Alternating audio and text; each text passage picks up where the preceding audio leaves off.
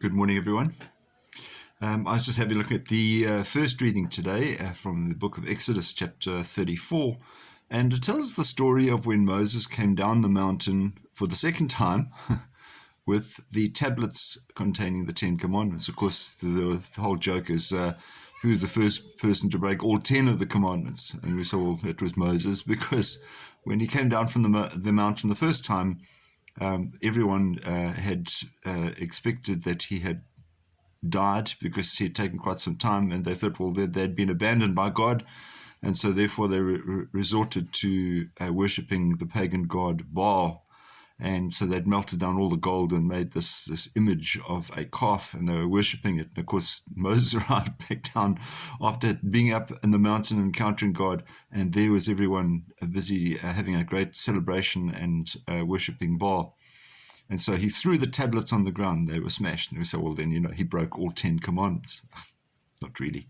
But it's an interesting story, because then Moses went all the way back up again to get another set of the 10 commandments. Fortunately, God had done a backup, and he was able to download them quite quickly. All right, now here it is. Moses then came down. And when Moses returned, his face shone so brightly that people couldn't look at him. They had to actually build a tent so that he could go inside. And when he came out to speak to everybody, he had to put a veil over his face, because he had been in the presence of God and he shone so brightly. That's quite an interesting situation, because if we have a look at the transfiguration of Jesus, his clothes also shone so brightly. They say more brightly than any earthly bleach. In other words, he was also exuding energy or light, so that people battled to look at him. And once again, what did Peter say? Let us build a tent for you, Lord. Okay, you see nice parallels there between Moses and Jesus. Some people talk about the artists using that as a guide to drawing halos around holy people. So you often find saints with halos around their heads.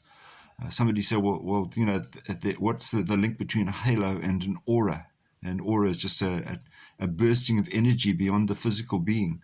So they're saying, well, that person, their spirituality is so strong that you can see it outside of their physical, even while they walk around. I think that'd be quite cool. So that's a holy person. I can see it's a holy person. The only thing is you can't see one around me, so clearly I'm not a holy person. Wouldn't be such a good thing. But holiness is something that can burst beyond us, and something that we are able to revel in. But it comes from being in the presence of God. So may you be in the presence of God today. May God bless you. Bye-bye.